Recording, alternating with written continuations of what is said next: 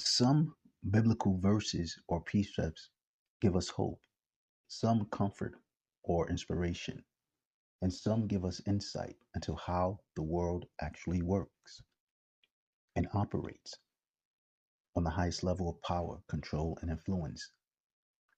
From the moral compass of the Bible, the past and current world empires have effectively exerted a negative influence on the minds and lives of the global population.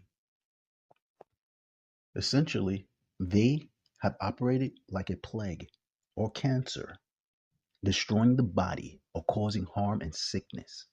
Students of biblical history and prophecy look forward to a future when good government, with righteous laws and intelligent management of the global resources, will usher in a time of peace and prosperity for all. This is defined by Christians and Jews alike as the messianic kingdom and refers to the future reign of the Messiah, often identified as Jesus Christ, but in the Hebrew, Yahawashi, the Messiah. This kingdom is envisioned as a time of peace, justice, and the fulfillment of God's, in the Hebrew, his name is Yahweh, promises to both Israel and the nations.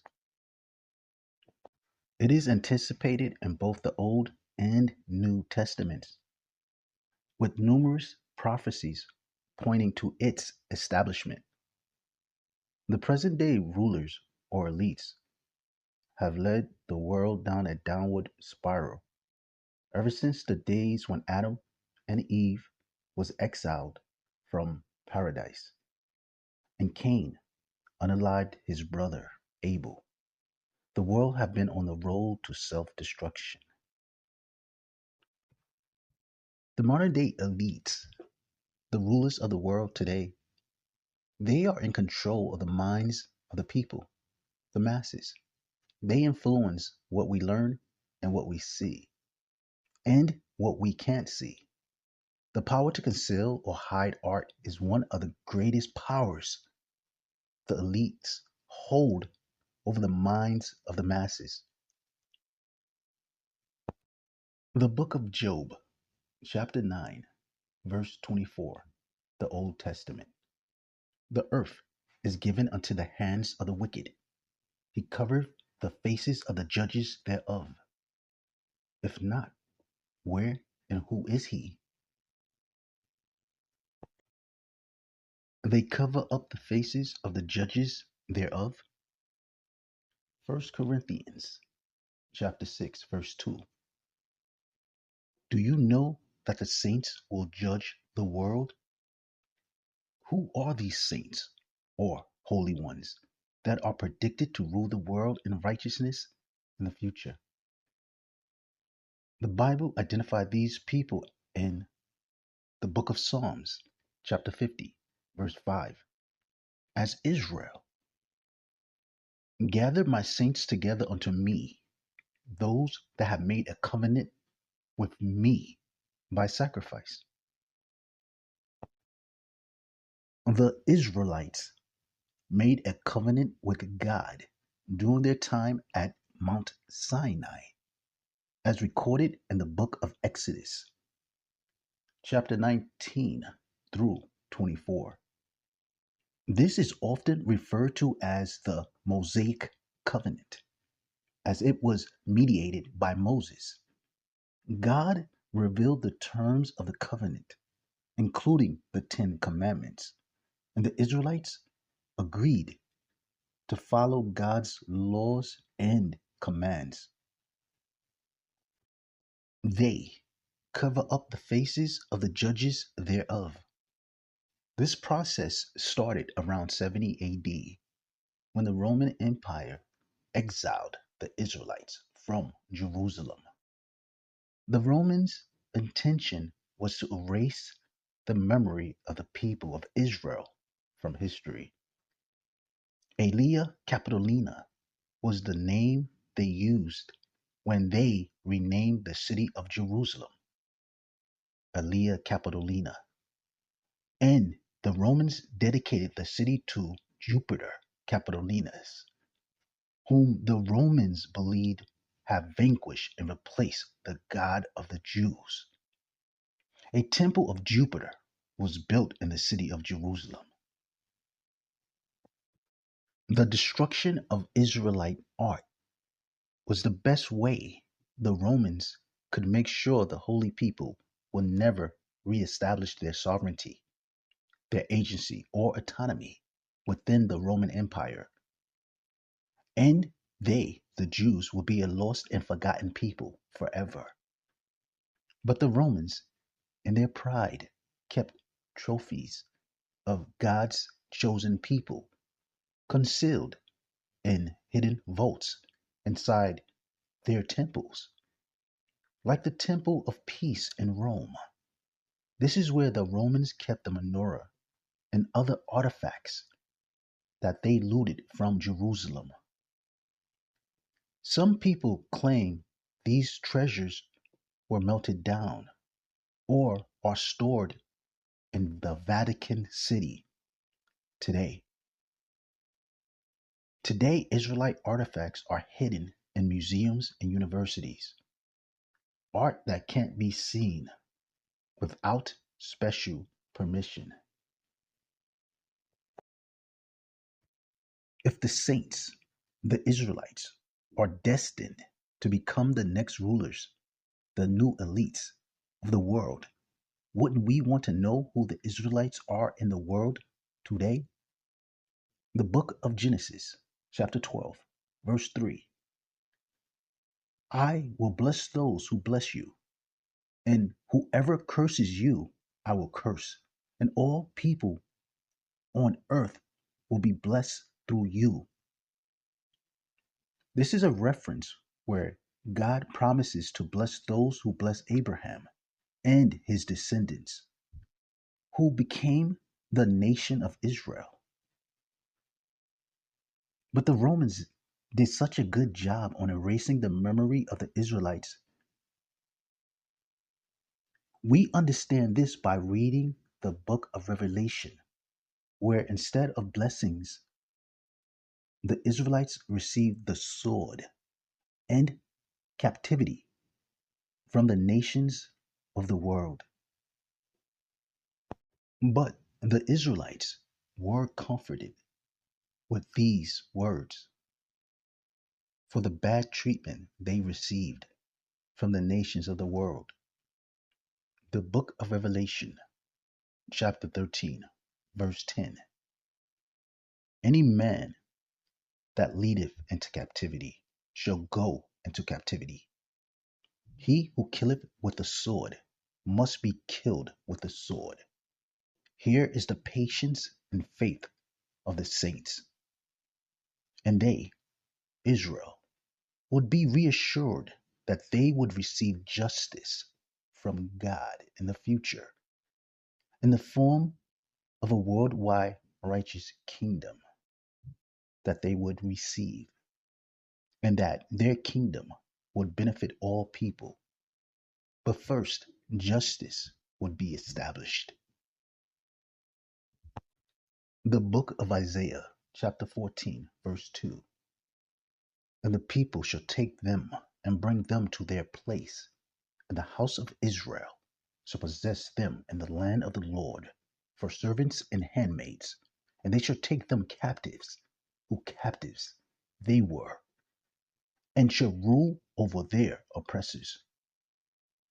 The Israelites will receive justice for the treatment they would receive from the nations. They were taken into captivity, and thus to restore balance and equity, judgments would have to be given to those nations that committed crimes and injustice in the world. The saints, the Israelites, will restore balance in the earth under their God, Yahweh, and their Messiah, Yahawashi, and will judge the world using biblical laws of righteousness. They, the children of Israel, did experience injustice firsthand. The Messiah, Jesus, Yahawashi, made it perfectly clear the conditions the children of Israel would face in the world. The book of Luke, chapter 21, verse 24. They will fall by the edge of the sword and be led captive among all nations, where they would receive education by experience, also known as experiential learning or learning by doing, the process of gaining knowledge and skills through direct involvement in activities rather than solely through traditional instructions or observation. To face exile as a way to learn and grow, particularly regarding discerning right from wrong, to gain a clearer perspective on themselves and the world. In exile, they would face challenges and experiences that would disrupt their usual way of life, forcing them to confront difficult truths or make significant changes. These moments can be pivotal in developing a stronger moral compass and a deeper understanding of what truly matters. The world is waiting for the eventual development and growth of the natural rulers of the nations and the establishment of a righteous world order. The book of Romans, chapter 8, verse 19. For the earnest expectation of the creature waiteth for the manifestation of the sons of God.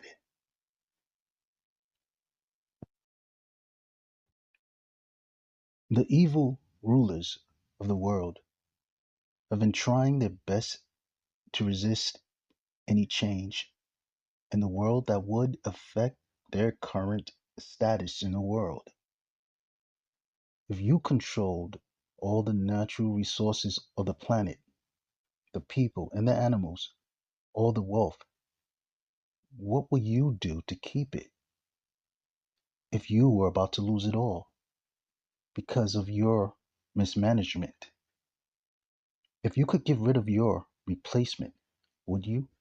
Or better yet, just live in denial and deny the existence of these people by hiding their artifacts.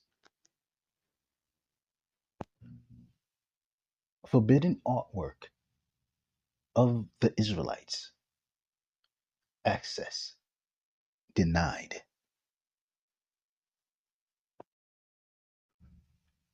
If you can control a man's thinking, you do not have to worry about his actions. When you determine what a man shall think, you do not have to concern yourself about what he will do. If you make a man feel inferior, you do not have to compel him to accept an inferior status, for he will seek it himself. If you make a man think he is justly an outcast, you do not have to order him to the back door. He will go without being told. And if there is no back door, his very nature will demand one. Carter G. Wilson. This image is a reconstruction of a fresco from Dera Europos. David cuts off the corner of Saul's robe. 1 Samuel chapter 24. The original image from the 2,000-year-old synagogue is rarely seen in public. You have to have special permission to access it. The original fresco was painted on a synagogue wall almost 2,000 years ago in a Roman city located in Syria. Dera Europus Synagogue, 256 AD.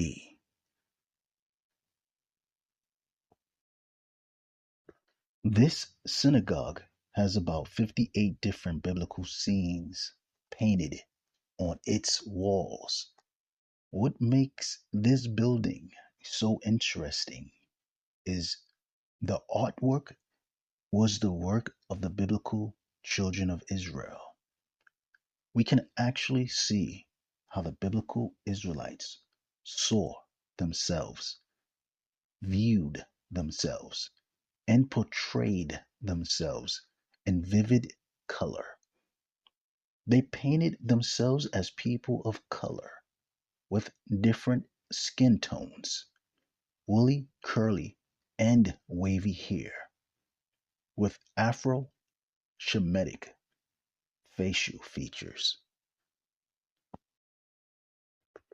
This synagogue is part of the national history of the nation of Israel, a people that lost its national sovereignty 2,000 years ago at the hands of the Roman armies and empire. This place is a cultural heritage, a living relic from the past, where we can look into the lives and spiritual practices of a lost civilization. We mostly know and understand the biblical children of Israel from their written records, the Bible. Now we can view their material culture by their artwork and architecture. By studying the past of Israel, we can hopefully have a glimpse into the future of the saints, the people who are called the meek, who are destined to inherit the earth. The book of Matthew, chapter 5, verse 5. The availability of the frescoes and paintings give us a chance, using modern technology, to reconstruct the synagogue building, its architecture, its wall paintings, and also the people who constructed this building. Universal Center for Renovation presents historical and biblical Israelites. This video is strictly for educational purposes and commentary. This video is a biblical and secular historical literature, so enjoy.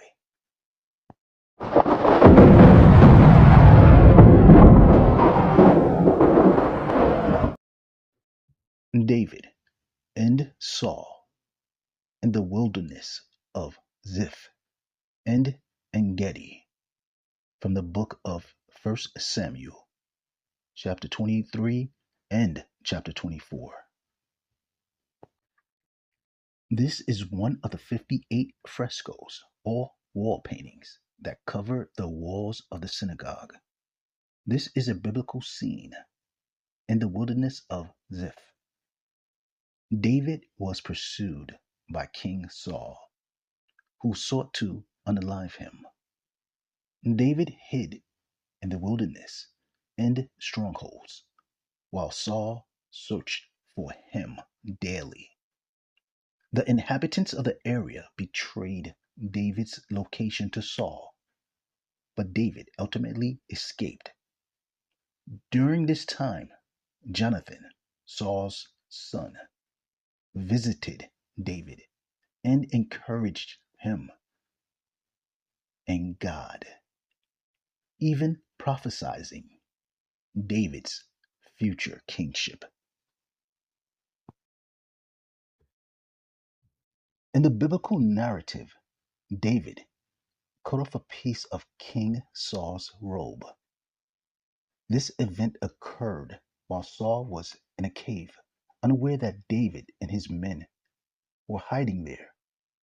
David's men saw this as an opportunity to defeat Saul, but David, despite cutting the robe, felt remorse and refrained from harming Saul, recognizing him as the Lord's anointed. The book of Psalms, chapter 105, verse 15, saying, touch not my anointed, and do my prophets no harm. About this image and its location inside the Dera Europos synagogue. It's located on the east wall, lower register, left side. This is where the image or the fresco or the synagogue contains the David and Saul in the wilderness of Ziph scene. Only the lower half of the left portion survives, showing figures and possibly a mounted force moving to the right. According to university records, this panel dates to 244 to 245 CE, and it's preserved in the National Museum of Damascus, although access is restricted. And the images are held in archives in the University of Michigan. Interpretation and significance. This scene depicts David secretly encountering Saul in a cave, but sparing his life, cutting off a corner of his robe, and later confronting Saul from a respectful distance to prove his loyalty. 1 Samuel chapter 24. The mounted figures or cavalry shown in the scene likely suggests Saul's pursuing army, advancing into the right side of the composition. The surviving portion hints at a narrative that continues off panel. The condition of the frescoes. Many panels are partially destroyed, damaged, or faded. Institutions often release digitally restored or interpreted drawings instead of raw photographs to maintain clarity and avoid confusion. This is an important biblical scene that teaches us about patience in the face of adversity and to trust and rely on the Lord and not to take matters into our own hands when you know the future is predicted to change for the better. Let the prophecies naturally play themselves out.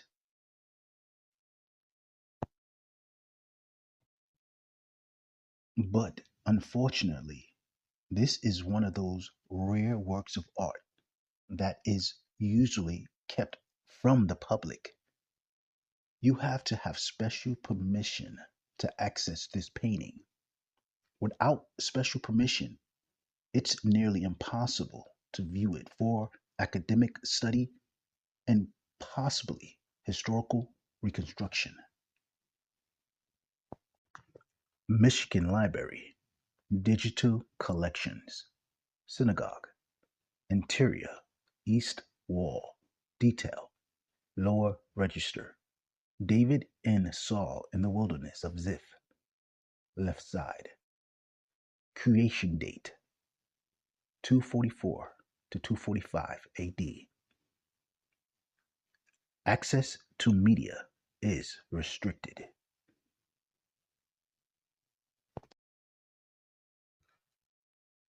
I engaged with a chat, artificial intelligence, about the state of things concerning my disappointment in not having access to certain cultural works of arts that was vital for marginalized groups when they were trying to piece their past history together. And this is the reply. You're not alone in feeling that way, and it's a valid concern. Here's the reality: academic and institutional control over cultural heritage, like the Dera Europa synagogue frescoes, often arise from a mix of protection, preservation, and yes, gatekeeping. Let's break it down. Why academia controls access. Legitimate reasons: preservation of fragile artifacts. The frescoes are fragile and, in many cases, irreparably damaged or lost, especially due to war in Syria. Institutions want to ensure accurate interpretation and prevent distortion or misuse, bad reproductions, sensationalized narratives. But here's the problem: limited public access. Most people can't afford or don't have access to JASTOR, art store, or university libraries. Even teachers and small museums often struggle to access this material legally or easily. Cultural heritage becomes elite property.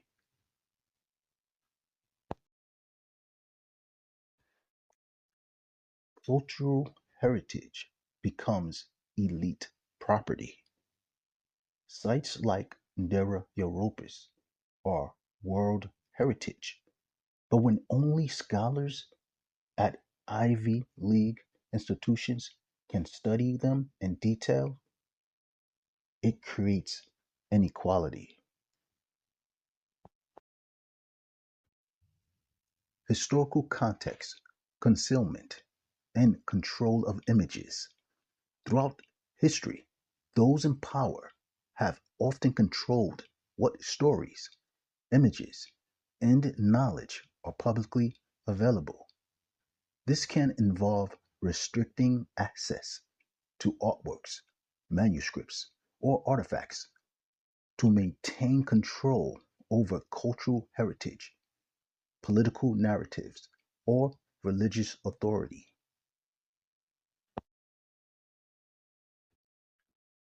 Why blocking access is harmful. Cultural identity and connection. Heritage, artifacts, images, stories is central to how people understand who they are. When access is restricted, individuals and communities lose vital links to their history, traditions, and sense of belonging.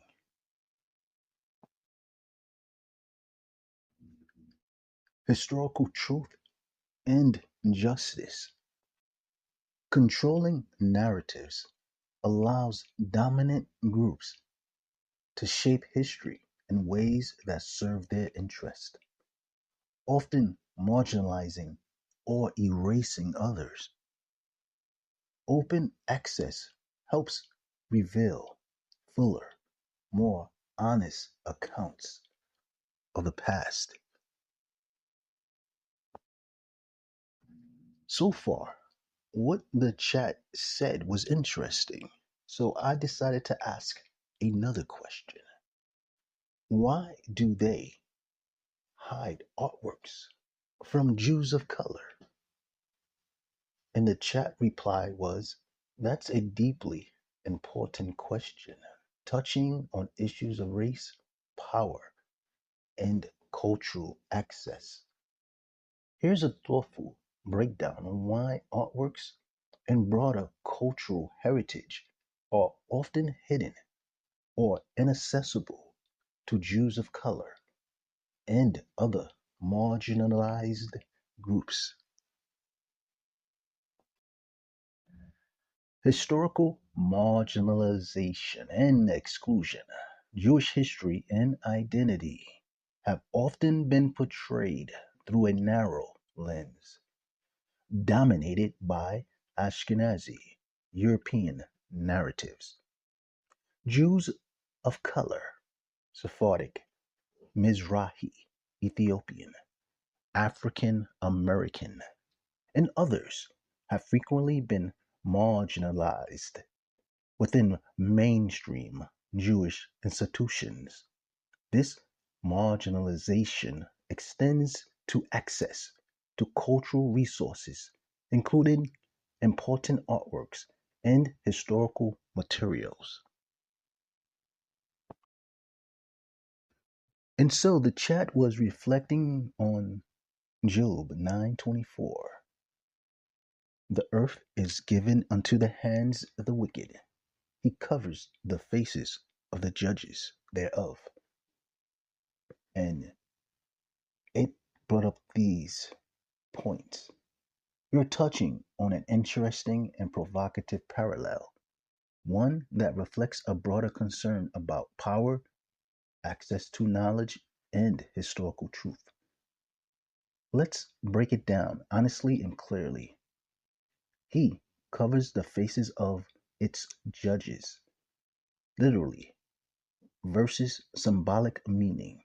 In Job 9:24, the line he covers the faces of its judges most directly means that judges are blinded, literally or figuratively. Justice is obscured, possibly by God in Job's view or by wicked powers. The phrase covers the phrase conveys moral disorder, confusion, or manipulation of truth. Linking this to hidden history, Dera Europos frescoes, you're drawing a symbolic connection between the covered faces and Job, truth or justice being obscured, and the restricted access to Dera Europos frescoes, cultural or religious heritage being hidden or controlled by elites.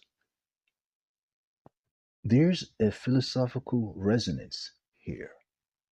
The suppression of religious or historical artifacts, like the Dera synagogue paintings, can seem like a modern way of covering the faces of judges, withholding the tools people need to discern truth, especially when such artifacts might challenge mainstream religious narratives, power structures, or political ideologies.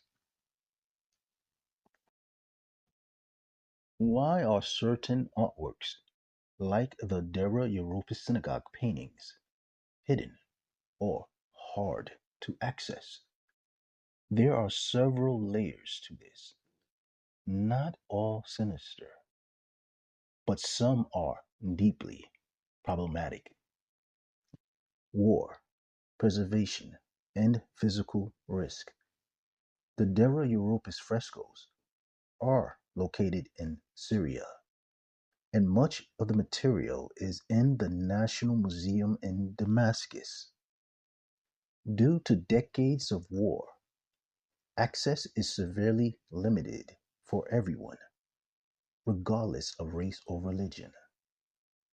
Some artworks are physically fragile, and museums restrict access for preservation. But that's only one piece of the puzzle.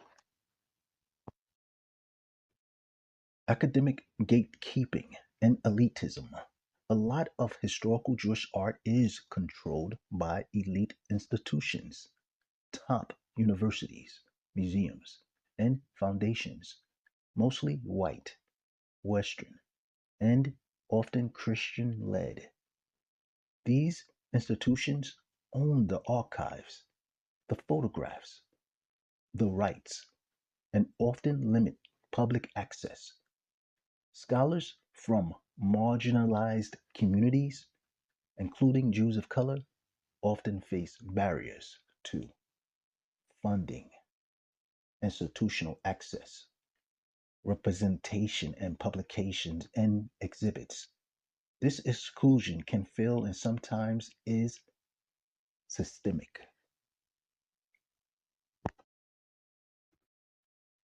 Racial bias and cultural erasure.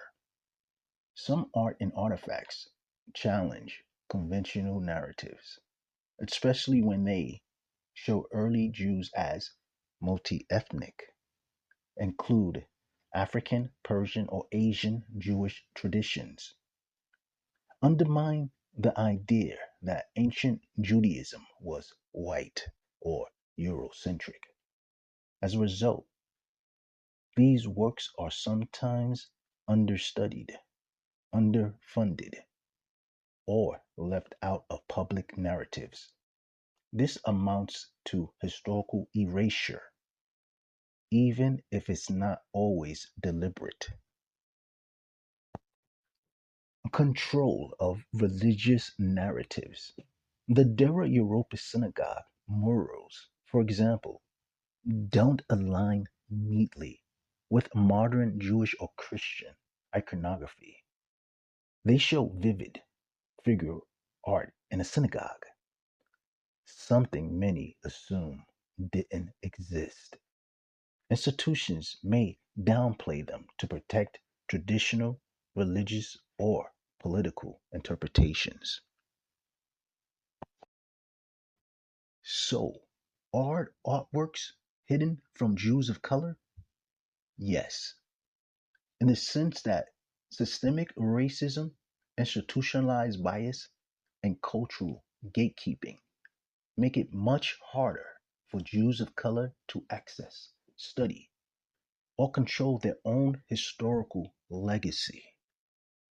No, in the sense that barriers aren't always intentionally about race, they're often about power. But race is tightly bound to who has that power.